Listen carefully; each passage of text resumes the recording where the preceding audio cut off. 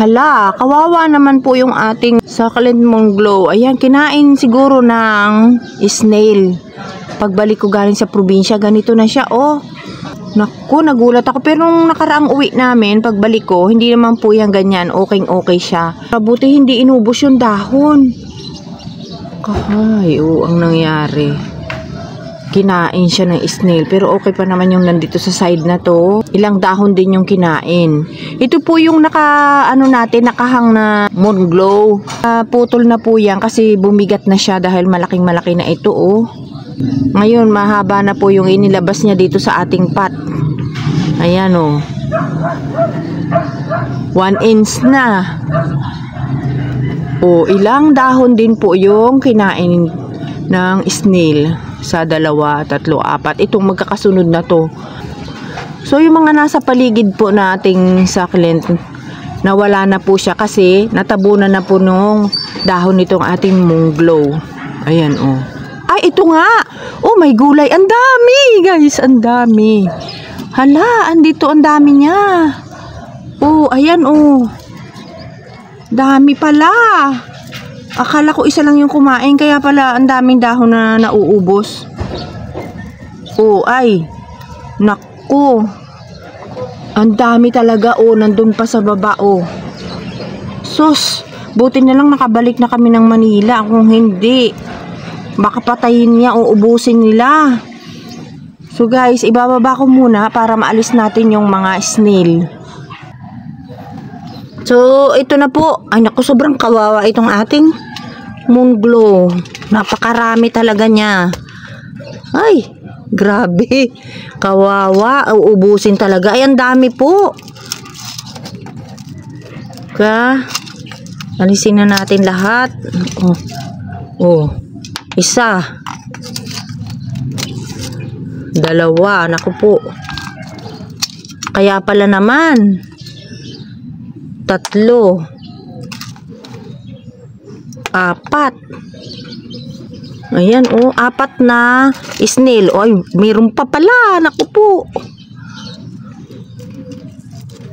5. Ay, mayroon pa rin. Ano ba yan? Dami. Kawawa naman itong ating, succulent. Yan yung mga tuyo na. Ayan, kaya pag hindi po naalagaan ang ating mga sakis, pwede rin po mamatay. Katulad ko, pabalik-balik kami ng probinsya. O, ayan, o. Ay, naku. Ang dami rin pala. Kawawa talaga siya.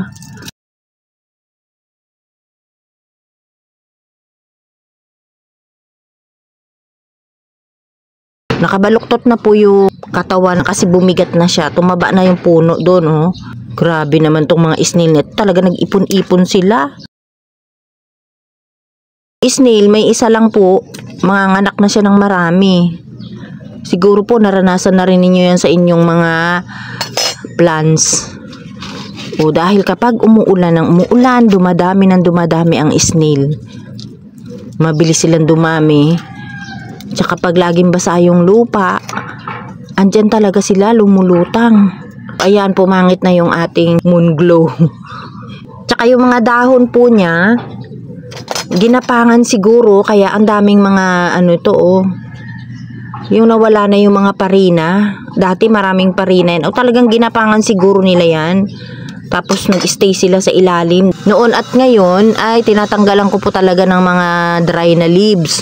Makikita po ninyo dun sa mga nakaraan kong video na tinatanggalan ko talaga sila ng leaves. Oh. Ayan, tatanggalin ko na lang yan mamaya. Ito, oh, ang pangit na. Ang daming mga pupo dito na snail. So, ayan, ang dami kong nakuha. Oh, basta lampas ng isa, madami na yun. So, ilan ito? Hala, 6. Grabe, 6 po siya. 6 na. Yan ang nakuha natin. Oh, baka mamaya nanganak na to. O yan, oh. Uubusin po talaga yung ating succulent na ito. Buti na lang nakabalik na po kami ng garden o nakabalik na kami dito sa Manila. Grabe, oh. Tsaka talagang pumangit na siya, oh. Ang dami niyang mga pinagdaanan ng snail, oh. nawala na yung magagandang parina dyan na nakakapit. Oh. Salamat na lang sa Diyos at naagapan ko ito. Nakabalik ka agad. Siguro kung tumagal-tagal pa kami ng ilang araw, baka naubos na po itong ating Moon Glow. Sayang. Ang laki-laki na po pati. Ito ang mga, yan ang mga natuyong dahon. Marami din. Itong ating Moon Glow na to guys, madalang matuyuan ng dahon. Kaya makapal siya. Magandang tingnan. Ito, tingnan nyo po. Napakarami po. Oh. Ilang dahon yan. Oh, mahigit siguro 1 dosena pa yan. Oh, lampas talaga ng 1 dozen.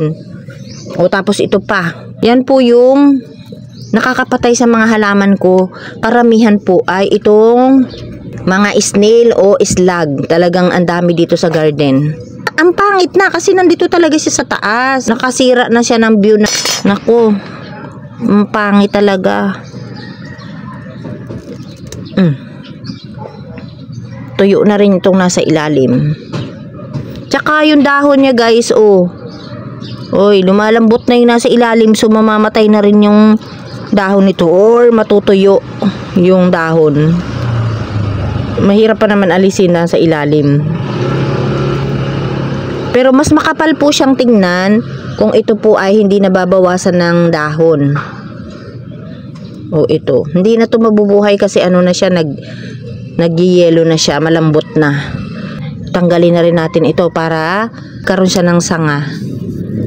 Oh, ayan. So sana gumanda siya uli. Nagmukha na siyang yagit kasi nawala lahat ng parina niya. Kawawa naman ito ating munglo. Ang ganda pa naman ito. Pero napakatibay talaga ng buhay niya guys. Oh.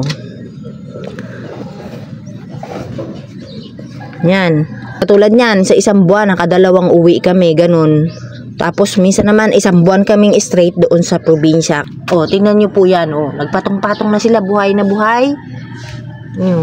Gumagapang na siya. O.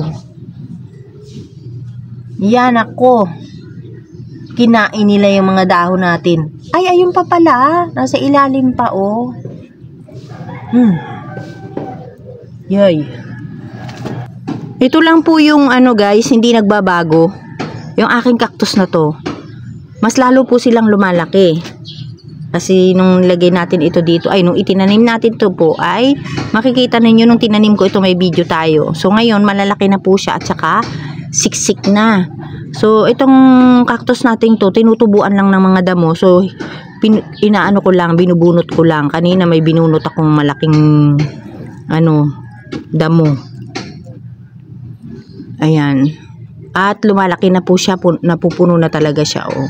So ito lang yung hindi nagbabago. Yung mga dati natin dito, ito pa rin. At ito po ay, oh, sayang.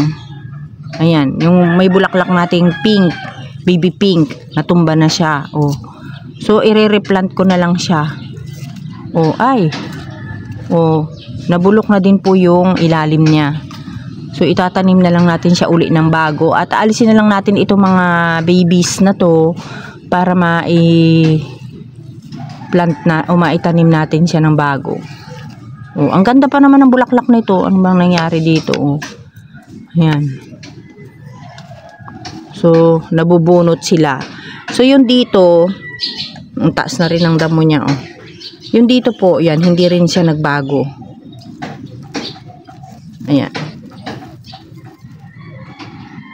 Wala ring pagbabago ito at malago pa rin at marami pa ding babies. Ito naman wala ngayong bulaklak. So okay itong ating 2 pot ng ating cactus. Ayun, nabunot na. Kasi ang dami ng damo. Yung iba nating cactus ay nako, kawawa naman.